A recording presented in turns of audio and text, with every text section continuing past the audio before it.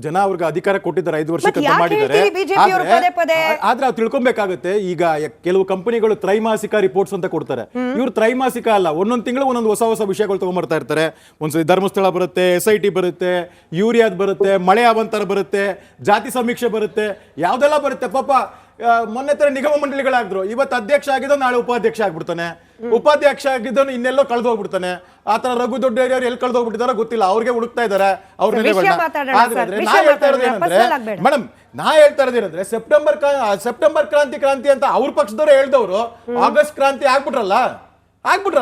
Vote ಚೋರಿ ಅಂತ ಇಡೀ ದೇಶದಲ್ಲಿ ಹೇಳ್ದವ್ರು ಇವತ್ತು ಯಾವುದೇ ಕುರುಹುಗಳಿಲ್ದಿರ ಇದ್ ಮಾಡ್ದಿರ ಮೂಲೆ ಕಳ್ಸ್ಬಿಟ್ರಲ್ಲ ಮೇಡಮ್. ಅಲ್ಲಿ ನಾವ್ ಹೇಳ್ತಾ ಇರೋಂಥದ್ದು 140 ಜನ ನಿಮ್ ಜೊತೆಲಿದ್ದಾರೆ, ರಾಜ್ಯದ ಕೆಲಸ ಮಾಡ್ರಿ ಅಂತ ಕೊಟ್ಟಿರೋಂಥದ್ದಕ್ಕೆ ನಿಮ್ಮ ವೈಯಕ್ತಿಕವಾಗಿ ಯಾಕ್ರಿ ಮಾತಾಡ್ತೀರಾ? ಅದಲ್ಲಿ ನಿಮ್ಗೆ ಯೋಗ್ಯತೆ ಇಲ್ಲ ಅಂದ್ರೆ ರಾಜೀನಾಮೆ ಕೊಡಿ.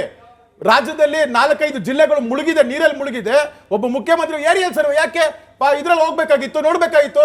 ನೀವು ಅಭಿವೃದ್ಧಿ ಮಾಡಿರುವಂತ ಉತ್ತರ ಕರ್ನಾಟಕದ ವಿಶಾಲವಾದ ಗುಂಡಿಗಳ ರಾಜ್ಯ ಯಾಗಾಗಿದೆ, ರಾಜ್ಯದ ಜನರ ಬದುಕು ಮೂರ ಬಟ್ಟೆಯಾಗಿ ಯಾಕಾಗಿದೆ, ಊಟ ಇಲ್ದಿರ ನೀರಿಲ್ದಿರ ಸಾಯ್ತಾ ಇದ್ದಾರೆ. ಸಂಬಂಧಪಟ್ಟವರು ಹೋಗ್ತಿದ್ದಾರೆ, ಮುಖ್ಯಮಂತ್ರಿಗಳೇ ಎಲ್ಲಾ ಕಡೆ ಹೋಗ್ಬೇಕು ಅನ್ನೋ ನಿರೀಕ್ಷೆ ಸ್ವಲ್ಪ ಪ್ರಾಕ್ಟಿಕಲಿ ಕಷ್ಟ ಸರ್. ಹಾಗಾದ್ರೆ ಕೃಷಿ ಸಚಿವರದ್ದು ಕೆಲಸ ಏನು ಮೇಡಮ್? ಅಲ್ಲೇ ಬೆಂಗಳೂರಲ್ಲಿ ಏನ್ ಬೆಳೆ ಬೆಳೆದಿದ್ದಾರೆ ಅಂತ ನೋಡಕ ಕೃಷಿ ಸಚಿವರು ಅದನ್ನ ಕೇಳಿ ಅವ್ರ ಉತ್ತರ ಕೊಡಿ. ಕೃಷಿ ಸಚಿವರು ಎಲ್ಲಿ ಹೋಗಿದ್ದಾರೆ, ಯಾವ ಜಿಲ್ಲೆಗೆ ಹೋಗಿದ್ದಾರೆ? ಬೆಂಗಳೂರು ಬಿಟ್ಟು ಎಲ್ಲೂ ಹೋಗಿಲ್ವಲ್ರಿ ಅವರು? ಯಾವ ಸೀಮೆ ಕೃಷಿ ಸಚಿವರು ಅವರದಲ್ಲಿ? ಕಂದಾಯ ಸಚಿವರು ಏನ್ ಮಾಡ್ತಾ ಇದ್ದಾರೆ ಅದಲ್ಲಿ? ಯಾವ ಇದು ಮಾಡ್ತಾ ಇದ್ದಾರೆ? SDRF ಫಂಡ್, NDRF ಫಂಡ್ ಇದೆ, ಯಾವ್ದು ಬಿಡುಗಡೆ ಮಾಡಿದ್ರಿ? DC ಅವ್ರ ಜೊತೆ ಬಂದ್ಬಿಟ್ಟು ವಿಡಿಯೋ ಕಾನ್ಫರೆನ್ಸಿಂಗ್ ಮಾಡಿದ್ರೆ ರಾಜ್ಯದ ಅಭಿವೃದ್ಧಿನ? ಗುಂಡಿಗಳ ರಾಜ್ಯ ಅಲ್ಲ ಅದು, ಒಂಡೆಗಳ ರಾಜ್ಯ ಆಗಿದೆ. ಯಾವ ಜನ ನಂಬಿದಾರೆ ನಿಮ್ನ ಅಂತ, ಜನ ನಂಬಿಲ್ಲ ನಿಮ್ನ, ಶಾಪ ಆಗ್ತಾ ಇದ್ದಾರೆ ಈ ದರಿದ್ರ ಸರ್ಕಾರ ಯಾವಾಗ ಹೋಗುತ್ತೆ ಅಂತ ಅನ್ಬಿಟ್ಟು. ಅಂತದ್ರಲ್ಲಿ ಇರ್ಬೇಕಾದಾಗ ಇಲ್ಲಿ ನಿಮ್ ರಾಜಕೀಯದ ನಿಮ್ಮ ಒಂದು ಇದಕ್ಕೆ ರಾಜ್ಯದ ಜನರನ್ನ ಯಾಕೆ ಬಲಿ ಕೊಡ್ತಿರೋದಲ್ಲಿ? ರಾಜ್ಯದ ಇದಕ್ಕೆ ಅಭಿವೃದ್ಧಿಗೆ ಒಂದಿದ್ದಿಲ್ಲ, ಒಂದೊಂದು ಇಶ್ಯೂಸ್ ತಗೊಂಡ್ಬರ್ತಾ ಇದ್ದೀರಾ. ಯಾವ ಇದು ಮಾಡಿದ್ದೀರಿ ಅದಲ್ಲಿ? ಹಾಲ್ ಇದಕ್ಕೆ ಪ್ರೋತ್ಸಾಹನ ಕೊಟ್ಟಿಲ್ಲ, ರೈತರು ಇದು ಮಾಡಿದ್ದೀರಾ ಅದಲ್ಲಿ? ಏನ್ ಮಾಡಿದ್ದೀರಾ ನೀವು ಅದಲ್ಲಿ? ಯಾವ್ದು ಇದು ಮಾಡಿದಿರಿ? ಬೆಂಗಳೂರಿನ ತಗೊಂಡ್ಬಂದು 5 ಭಾಗ ಮಾಡಿ ಅದನ್ನು ಯಾವ ಇದ್ರಲ್ಲಿ ಬರೀ ನಿಮ್ ಇದನ್ನೇ ಕಟ್ಕೊಂಡು ಇದ್ ಮಾಡ್ತಾ ಇದ್ರೆ ರೀ. ಅಲ್ಲಿ ಏನ್ ಗೊತ್ತಾ, ತಾಳ ತಂಬೂರಿ ಎರಡೇ ಇರೋದು. ಆ ತಾಳ ಒಂದು ಇಕ್ಬಾಲ್ ಹುಸೇನು, ಆ ತಂಬೂರಿ ಒಂದು ರಂಗನಾಥ್, ಇದು ಎರಡೇ ಇರೋದು. ಈ ಎರಡರಲ್ಲೇ ಆಟಾಡ್ತಾ ಇರೋಂಥದ್ದು ಇನ್ಯಾರು ಇಲ್ಲ. MLA ಇದ್ದಾರೆ ಅಂತ ಇದೇ ಇಕ್ಬಾಲ್ ಬಂಡೆ ಅಂತ ಇರೋದು ಬರೀ ತಾಳ ಮತ್ತೆ ತಂಬೂರಿ, ಇಕ್ಬಾಲ್ ಹುಸೇನ್ ಮತ್ತೆ ರಂಗನಾಥ್ ಇಷ್ಟೇನೆ. ಆ ತಾಳ ತಂಬೂರಿನಲ್ಲಿ ಉಟ್ಕೊಂಡು ನೋಡಿ ಈ ತರ ರಾಗಗಳು ಬಂದು ಟಿವಿನಲ್ಲಿ ಬಂದು ಆಡ್ತಾ ಇರ್ತವೆ. ರಘು ದೊಡ್ಡವರೇ ನೋಡಿ, ನಮ್ಮ ಬಿಜೆಪಿ ವಕ್ತಾರರು 3 ವಿಚಾರವನ್ನು ಎತ್ತಿದ್ದಾರೆ. ಏನು ಧರ್ಮಸ್ಥಳದ ವಿಚಾರ ಎತ್ತಿದ್ದಾರೆ. ಧರ್ಮಸ್ಥಳದ ವಿಚಾರ ಬಿಜೆಪಿ ವರ್ಸಸ್ ಬಿಜೆಪಿ ನಡೆದಿರ್ತಕ್ಕಂಥ ಜಗಳ. ಅದನ್ನ ನಾವು ಇನ್ನೂ ಇನ್ ಡೀಟೇಲ್ ಆಗಿ ಹೋಗುವಂತ ಕೆಲಸ ಮಾಡೋದಿಲ್ಲ, ಯಾಕೆಂದ್ರೆ ರಾಜ್ಯದಲ್ಲಿ ಬೇರೆ ಸಮಸ್ಯೆಗಳಿದೆ, ಅದ್ರ ಬಗ್ಗೆ ಚರ್ಚೆ ಮಾಡೋಣ. ಇನ್ನು ನಿಗಮ ಮಂಡಳಿ ಮತ್ತೆ ಕೃಷಿ ಸಚಿವರ ಬಗ್ಗೆ ಮಾತಾಡಿದ್ರು. ಕೃಷಿ ಸಚಿವರು ಆಲ್ರೆಡಿ ಒಂದು ಮೀಟಿಂಗ್ ಅನ್ನು ಆಲ್ರೆಡಿ ಮಾಡಿದ್ದಾರೆ. ಮತ್ತೆ ಅಲ್ಲಿಗೆ ಬೇಕಾಗಿರ್ತಕ್ಕಂಥ ಬೀಜಗಳು ಮತ್ತೆ ಆಗಿರ್ತಕ್ಕಂಥ ಬೆಳೆ ನಷ್ಟದ ಅಂದಾಜನ್ನ ಕುತ್ಕೊಂಡು ರೆಡಿ ಮಾಡ್ತಿದ್ದಾರೆ. ಎರಡನೇ ವಿಚಾರ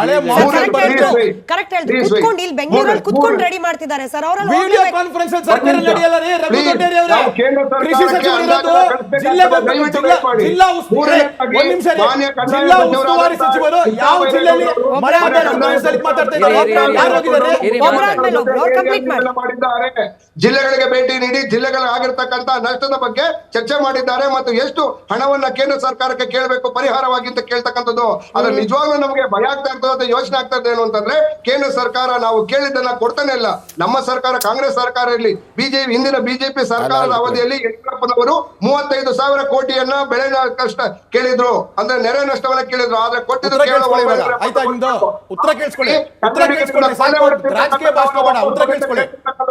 ನೀವು ಕನ್ನಡಿಗರಿಂದ ಕೊಳ್ಳೆ ಹೊಡೆದಿರ್ತಕ್ಕಂಥ ಹಣ ವಾಪಸ್ ಕೊಡಿ ಸ್ವಾಮಿ. ನಾವು ನಿಮ್ಮ ಹಣ ಕೇಳ್ತಿಲ್ಲ. ನಾವು ಕಟ್ಟಿರ್ತಕ್ಕಂಥ ಬೆವರಿನ 7 ಕೋಟಿ ಕನ್ನಡಿಗರ ತೆರಿಗೆ ಹಣ ವಾಪಸ್ ಕೊಡಿ.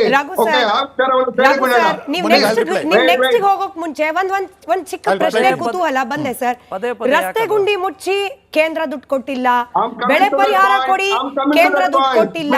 ಅಲ್ಲ ಸರ್, ಅಲ್ಲ ಎಲ್ಲದಕ್ಕೂ ಕೇಂದ್ರದ ಕಡೆ ಬೊಟ್ಟು ಮಾಡಿದ್ರೆ ರಾಜ್ಯ ಸರ್ಕಾರದ ಆರ್ಥಿಕ ನಿರ್ವಹಣೆ ಹಾಗಾದ್ರೆ ಅದು ಏನಪ್ಪ ಅರ್ಥ? ಅದಕ್ಕೆ ಎಲ್ಲದಕ್ಕೂ ಕೇಂದ್ರದಿಂದಲೇ ದುಡ್ಡು ಬಂದಿಲ್ಲ ಅನ್ನೋದು ಒಂದೇನಾ ಉತ್ತರ? 4,68,000 ಕೋಟಿ ನಿಮ್ ಬಜೆಟ್. ರಘು ಒಂದ್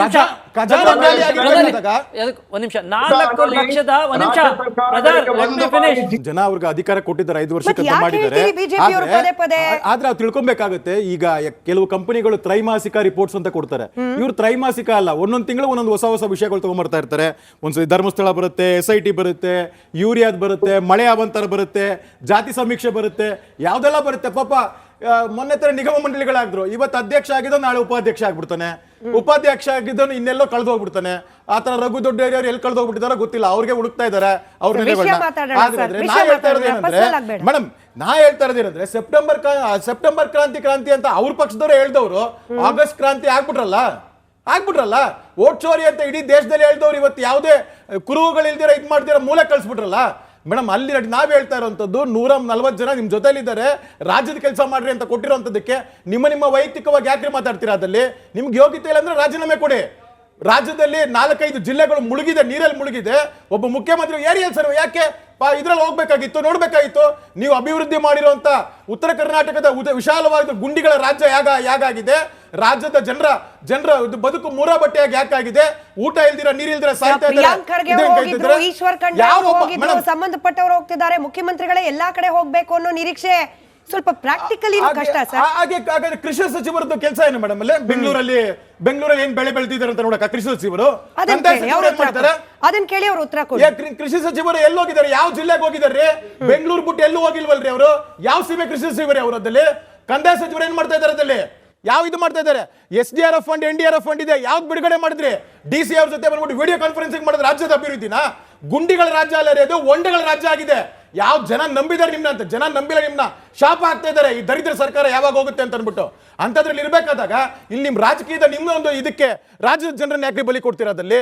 ರಾಜ್ಯದ ಇದಕ್ಕೆ ಅಭಿವೃದ್ಧಿಗೆ ಒಂದಿದ್ದಿಲ್ಲ, ಒಂದೊಂದು ಇಶ್ಯೂಸ್ ತಗೊಂಡ್ಬರ್ತಾ ಇದ್ದೀರಾ. ಯಾವ ಇದು ಮಾಡಿದ್ದೀರಾ ಅದಲ್ಲಿ? ಹಾಲ್ ಇದಕ್ಕೆ ಪ್ರೋತ್ಸಾಹನ ಕೊಟ್ಟಿಲ್ಲ, ರೈತರು ಇದು ಮಾಡಿದ್ದೀರಾ ಅದಲ್ಲಿ? ಏನ್ ಮಾಡಿದ್ದೀರಾ ನೀವು ಅದಲ್ಲಿ? ಯಾವ್ದು ಇದು ಮಾಡಿದಿರಿ? ಬೆಂಗಳೂರಿನ ತಗೊಂಡ್ಬಂದು 5 ಭಾಗ ಮಾಡಿ ಅದನ್ನು ಯಾವ ಇದ್ರಲ್ಲಿ ಬರೀ ನಿಮ್ ಇದನ್ನೇ ಕಟ್ಕೊಂಡು ಇದ್ ಮಾಡ್ತಾ ಇದ್ರೆ ರೀ. ಅಲ್ಲಿ ಏನ್ ಗೊತ್ತಾ, ತಾಳ ತಂಬೂರಿ ಎರಡೇ ಇರೋದು. ಆ ತಾಳ ಒಂದು ಇಕ್ಬಾಲ್ ಹುಸೇನು, ಆ ತಂಬೂರಿ ಒಂದು ರಂಗನಾಥ್, ಇದು ಎರಡೇ ಇರೋದು. ಈ ಎರಡರಲ್ಲೇ ಆಟಾಡ್ತಾ ಇರೋಂಥದ್ದು ಇನ್ಯಾರು ಇಲ್ಲ. MLA ಇದ್ದಾರೆ ಅಂತ ಇದೇ ಇಕ್ಬಾಲ್ ಹುಸೇನ್ ಅವರು ಹೇಳಿದ್ದಾರೆ 3 ತಿಂಗಳ ಹಿಂದೆ. 100 ಜನ MLAಗಳು ಕಮ್ಮಿ ನಂಬರ. ಬಂಡೆ ಅಂತ ಇರೋದು ಬರೀ ತಾಳ ಮತ್ತೆ ತಂಬೂರಿ, ಇಕ್ಬಾಲ್ ಹುಸೇನ್ ಮತ್ತೆ ರಂಗನಾಥ್ ಇಷ್ಟೇನೆ. ಆ ತಾಳ ತಂಬೂರಿನಲ್ಲಿ ಉಟ್ಕೊಂಡು ನೋಡಿ ಈ ತರ ರಾಗಗಳು ಬಂದು ಟಿವಿನಲ್ಲಿ ಬಂದು ಆಡ್ತಾ ಇರ್ತವೆ. ರಘು ದೊಡ್ಡೇರಿ ಅವರೇ ನೋಡಿ, ನಮ್ಮ ಬಿಜೆಪಿ ವಕ್ತಾರರು 3 ವಿಚಾರವನ್ನು ಎತ್ತಿದ್ದಾರೆ. ಏನು ಧರ್ಮಸ್ಥಳದ ವಿಚಾರ ಎತ್ತಿದ್ದಾರೆ. ಧರ್ಮಸ್ಥಳದ ವಿಚಾರ ಬಿಜೆಪಿ ವರ್ಸಸ್ ಬಿಜೆಪಿ ನಡೆದಿರ್ತಕ್ಕಂಥ ಜಗಳ, ಅದನ್ನ ನಾವು ಇನ್ನೂ ಇನ್ ಡೀಟೇಲ್ ಆಗಿ ಹೋಗುವಂತ ಕೆಲಸ ಮಾಡೋದಿಲ್ಲ. ಯಾಕೆಂದ್ರೆ ರಾಜ್ಯದಲ್ಲಿ ಬೇರೆ ಸಮಸ್ಯೆಗಳಿದೆ, ಅದ್ರ ಬಗ್ಗೆ ಚರ್ಚೆ ಮಾಡೋಣ. ಇನ್ನು ನಿಗಮ ಮಂಡಳಿ ಮತ್ತೆ ಕೃಷಿ ಸಚಿವರ ಬಗ್ಗೆ ಮಾತಾಡಿದ್ರು. ಕೃಷಿ ಸಚಿವರು ಆಲ್ರೆಡಿ ಒಂದು ಮೀಟಿಂಗ್ ಅನ್ನು ಆಲ್ರೆಡಿ ಮಾಡಿದ್ದಾರೆ. ಮತ್ತೆ ಅಲ್ಲಿಗೆ ಬೇಕಾಗಿರ್ತಕ್ಕಂಥ ಬೀಜಗಳು ಮತ್ತೆ ಆಗಿರ್ತಕ್ಕಂಥ ಬೆಳೆ ನಷ್ಟದ ಅಂದಾಜನ್ನ ಕುತ್ಕೊಂಡು ರೆಡಿ ಮಾಡ್ತಿದ್ದಾರೆ. ಎರಡನೇ ವಿಚಾರ ರೆಡಿ ಮಾಡ್ತಿದ್ದಾರೆ ಸರ್. ವಿಡಿಯೋ ಕಾನ್ಫರೆನ್ಸ್ ಕೃಷಿ ಸಚಿವರು ಜಿಲ್ಲಾ ಉಸ್ತುವಾರಿ ಸಚಿವರು ಯಾವ ಜಿಲ್ಲೆಯಲ್ಲಿ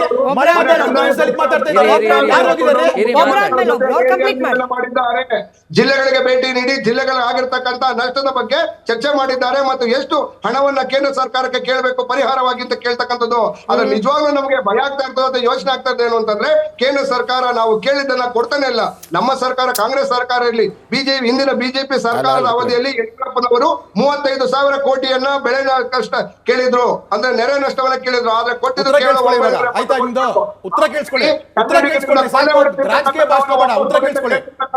ನೀವು ಕನ್ನಡಿಗರಿಂದ ಕೊಳ್ಳೆ ಹೊಡೆದಿರ್ತಕ್ಕಂಥ ಹಣ ವಾಪಸ್ ಕೊಡಿ ಸ್ವಾಮಿ. ನಾವು ನಿಮ್ಮ ಹಣ ಕೇಳ್ತಿಲ್ಲ. ನಾವು ಕಟ್ಟಿರ್ತಕ್ಕಂಥ ಬೆವರಿನ 7 ಕೋಟಿ ಕನ್ನಡಿಗರ ತೆರಿಗೆ ಹಣ ವಾಪಸ್ ಕೊಡಿ. ಹೋಗೋಕ್ ಮುಂಚೆ ಒಂದ್ ಚಿಕ್ಕ ಪ್ರಶ್ನೆ ಕುತೂಹಲ ಬಂದೆ ಸರ್. ರಸ್ತೆ ಗುಂಡಿ ಮುಚ್ಚಿ ಕೇಂದ್ರ ದುಡ್ಡು ಕೊಟ್ಟಿಲ್ಲ, ಬೆಳೆ ಪರಿಹಾರ ಕೊಡಿ ಕೇಂದ್ರ ದುಡ್ಡು ಕೊಟ್ಟಿಲ್ಲ. ಅಲ್ಲ ಸರ್, ಅಲ್ಲ ಎಲ್ಲದಕ್ಕೂ ಕೇಂದ್ರದ ಕಡೆ ಬೊಟ್ಟು ಮಾಡಿದ್ರೆ ರಾಜ್ಯ ಸರ್ಕಾರದ ಆರ್ಥಿಕ ನಿರ್ವಹಣೆ ಹಾಗಾದ್ರೆ ಅದು ಏನಪ್ಪ ಅರ್ಥ? ಅದಕ್ಕೆ ಎಲ್ಲದಕ್ಕೂ ಕೇಂದ್ರದಿಂದಲೇ ದುಡ್ಡು ಬಂದಿಲ್ಲ ಅನ್ನೋದು ಒಂದೇನಾ ಉತ್ತರ? 4,68,000 ಕೋಟಿ ನಿಮ್ ಬಜೆಟ್. ರಘು ಒಂದ್ ನಿಮಿಷ, 4 ಲಕ್ಷದ ಒಂದ್ ನಿಮಿಷ ಬ್ರದರ್, ಲೆಟ್ ಮಿ ಫಿನಿಶ್.